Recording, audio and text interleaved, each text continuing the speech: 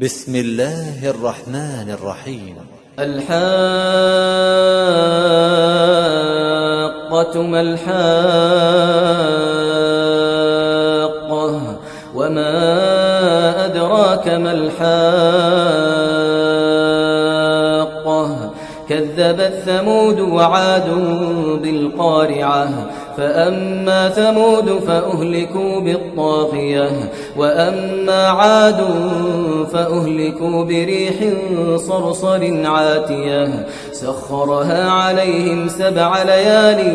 و8 أيام حسوما فترى القوم فيها صرعى كأنهم أعجاز نخل خاوية فهل ترى لهم من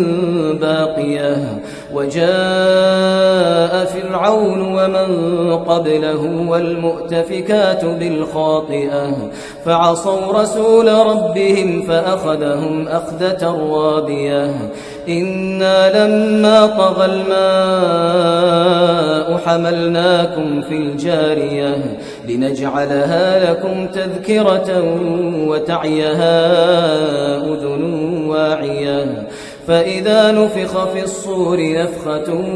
واحدة وحملت الأرض والجبال فدكتا دكة واحدة فيومئذ وقعت الواقعة وانشقت السماء فهي يومئذ واهية والملك على أرجائها ويحمل عرش ربك فوقهم يومئذ 8 يومئذ تعرضون لا تخفى منكم خافية يومئذ تعرضون لا تخفى منكم خافية فأما من أوتي كتابه بيمينه فيقول هاؤم اقرءوا كتابيه إني ظننت أني ملاق حسابيه فهو في عيشة راضية في جنة عالية قطوفها دانية كلوا واشربوا هنيئا بما أسلفتم في الأيام الخالية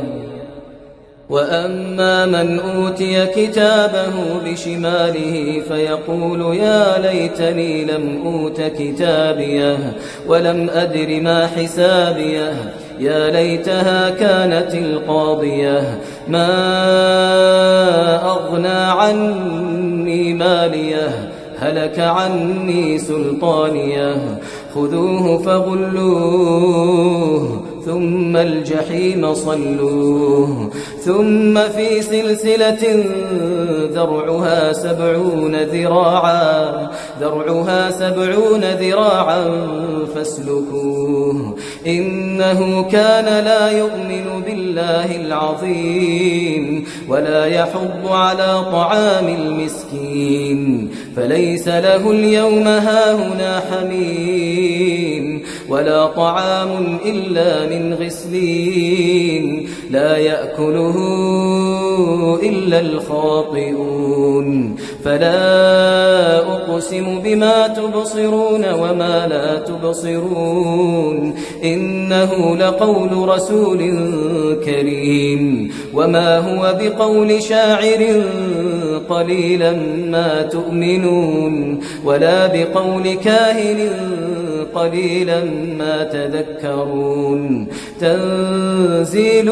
من رب العالمين ولو تقول علينا بعض الأقاويل لأخذنا منه باليمين ثم لقطعنا منه الوتين فما منكم من أحد عنه حاجزين وإنه لتذكرة للمتقين وإنا لنعلم أن منكم مكذبين وإنه لحسرة على الكافرين وإنه لحق اليقين فسبح باسم ربك العظيم.